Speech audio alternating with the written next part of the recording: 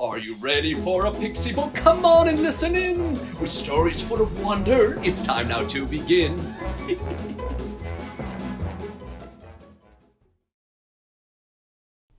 Hello, children. Have you ever heard of a talking cat? Well, today's storybook has a tale that's about just that. It's called Puss in Boots. Once upon a time, there was a young man named Carabas. He was very, very poor, and his only possession was a cat, who was also his best and only friend in the world. "I have no family, no food, and no money," said Carabas. "My life situation is really not funny. And to top it off, my best friend is a cat. Now I ask you, how sad is that?" "Carabas, how could you say such a thing?" cried Puss the cat. "It's a well-known fact that a man's best friend is always his cat. And to prove it, I'm going to help you become happy and rich beyond your wildest dreams. All you have to do is buy me a suit of fine clothing."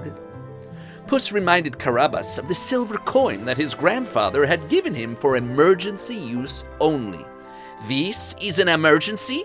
said Carabas. "Buying clothes for my cat? Trust me," said Puss. At the tailor, Puss was fitted with the finest of suits, a frilly jacket, a feathered cap, and long leather boots. Puss smiled and admired herself in the mirror. "Of course," she said. "I'll need a bag to go with this, my dear." The next day, Puss in Boots, for that's what she called herself now, and Carabas hid in the bushes. Puss put bait into her new bag, some parsley and bread, and soon she captured a rabbit and 2 partridges. "I can't wait," Carabas said happily, "to eat the birds and the rabbit, all 3. But Puss said, "Oh, we won't be eating a thing. The rabbit and the birds are meant for the king." "There's no way the king can be as hungry as me," said Carabas. "No way." "Hey, hey," said Puss. "Just trust me, okay?" So they went to the palace, but only Puss was allowed inside. "You see," said Puss, "you're just not dressed for a royal visit." "I see," said Carabas, "but it's not quite fair, is it?" So Puss entered the palace all by herself, and when she returned, she had a story to tell. "I saw the king," she said, "and he was very impressed with my boots, coat, and hat, with the way I was dressed. And he was thrilled when I gave him the birds and the rabbit, with kindest regards from the Marquis Carabas." Now you see, to be a marquis is a special thing. It's almost as special as being a king. "Me, a marquis?" said Carabas. "How can that be?" "Trust me," said Puss. "Okay, but I don't look like a marquis," Carabas said, giving his dirty old clothes a pat. "Don't worry," said Puss. "I'm working on that." For weeks, Puss in Boots kept delivering birds and rabbits to the king as gifts from the marquis. "This marquis is a marvelous man," said the king. "I want to meet him just as soon as I can." The king said, "In 3 days' time, I'll be in my carriage, touring the countryside." Puss promised on that date the marquis would be by the pond at the edge of the estate. 3 days later, they went to the pond. Puss told Carabas he'd need a bath if he was to see the king. So Carabas removed everything, from his cap to his socks. But when he jumped in, Puss hid the old rags under some rocks. While Carabas was taking his bath, the king's carriage rolled up the path. Puss cried out, "Help! Oh, help! The marquis is drowning!" The king halted his carriage, and his guards ran to the pond. They pulled out Carabas, who had not a stitch on. Puss told the king that while the marquis was bathing, Thieves had stolen all of his clothing.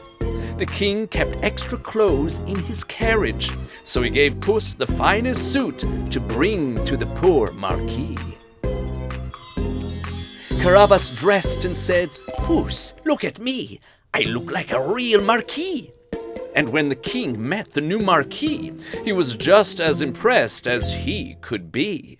"Come," said the king, "for a ride in my carriage, and say hello to my daughter, who's available for marriage."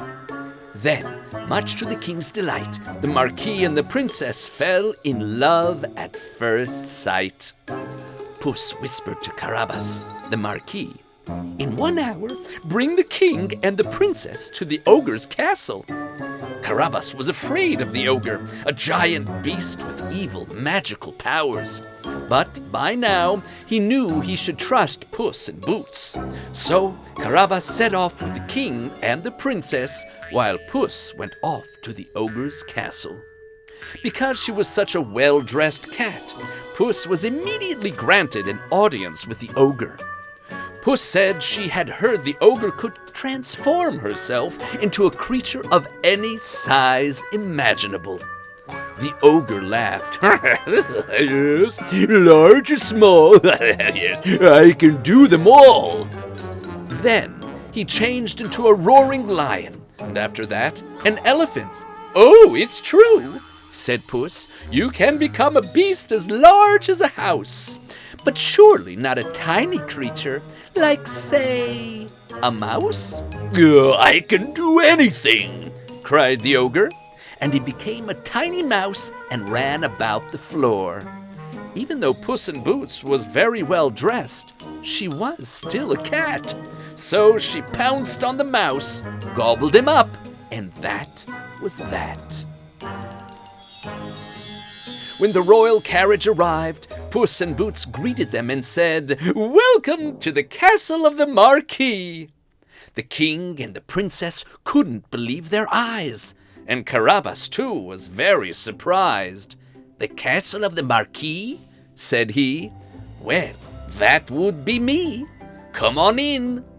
And in that castle, the Marquis married the princess, and they and Puss in Boots lived there the rest of their days, happy, well-fed, and very well-dressed. The end. Oh, what a wonderful story! I'll see you next time. If you have a story that you would like to hear, comment below and I'll ask Storybook to find it.